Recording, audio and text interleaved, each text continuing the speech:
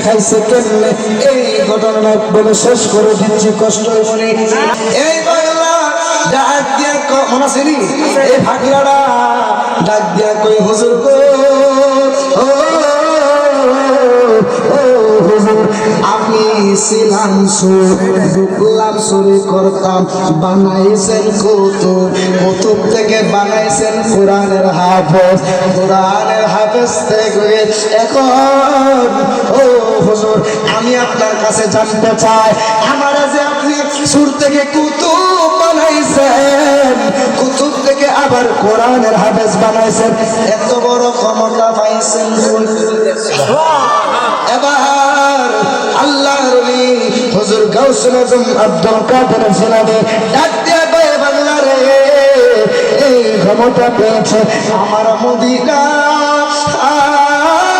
রহমাতুল লিল আলামিনের কাছ থেকে গো। এবার এই বাংলা ডাক দিয়ে কয় হুজুর আমি তো এখন চলে যাব, যাওয়ার আগে জানতাম চাই ও হুজুর যাওয়ার আগে যদি একটু নবীরে দেখাইয়া দিতেন। এই আব্দুল কাদের জিলানী ডাক দিয়া কয় বাংলা নামাজের সুরতে বসো, সুবহানাল্লাহ বলেন।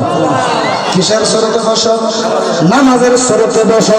যেই মাত্র পাগলা নামাজের সুরতে বসে, পাগলার কপালের মধ্যে যখন এমন ভাবে ধরছে গো, ও আলিপুরের আমার যুবক ভাইয়েরা, ও আমার মুরব্বী আব্বা আজিরা গো, যেই মাত্র চক্ষুটা বন্ধ করছে ডাক দিয়ে কই তুমি নামাজের সুরতে বসো। যেই মাত্র নামাজের সুরতে বসে ডাক দিয়ে কয় ও বাংলারে তোমার এই কপালের মধ্যে আমার হাতটা রাখার পরে তুমি এখন কি দেখতেছো? এবার ওই কুতুবে ডাক দিয়ে কয় ও হুজুর গো, আমি দেখতেছি মদিনা শরীফের রাস্তা দেখা যায়। আর একটু জোরে জোরে বলেন না সুবহানাল্লাহ। ও হুজুর গো আমি দেখতেছি মদিনা শরীফের রাস্তা দেখা যায়। এবার আব্দুল কাদের জিলানী রাদিয়াল্লাহু তাআলা ডাক দিয়া কয় এরপরে তুমি কি দেখতেছো? এরপরে বলতেছি আমি শুধু তা দেখতেছি না, এখন দেখতেছি আমার নবীজির সবুজ গম্বুজ মুবারক দেখা যায়, আমার নবীজির রওজা মুবারকের সবুজ গম্বুজ মুবারক দেখা যায়। এবার আব্দুল কাদের জিলানী ডাক দিয়ে কয় ও ভাগলারে তুমি আরেকটু ভালো কইরা দেখো না। এবার যখন ভালো কইরা দেখছো এবার পাগলারে ডাক দিয়ে কয় পাগলারে ও পাগলা তুমি কি দেখতেছো? এবার পাগলা একটা ডাক দিয়া কয় হুজুর গো,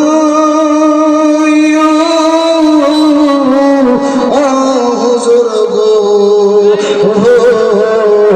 আমি এই মুহূর্তে দেখতেছি আমার নবীজি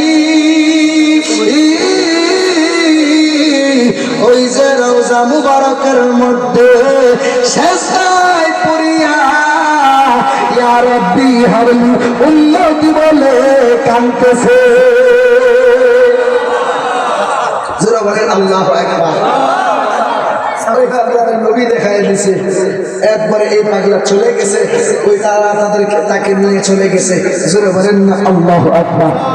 আল্লাহ ওলিদের দরবারে গেলে আল্লাহ ওলি হওয়া যায়, কথা কোন ঠিক না? ঠিক। আমাদের সবাইকে কবুল এবং মঞ্জুর করে জোরে বলেন আমিন।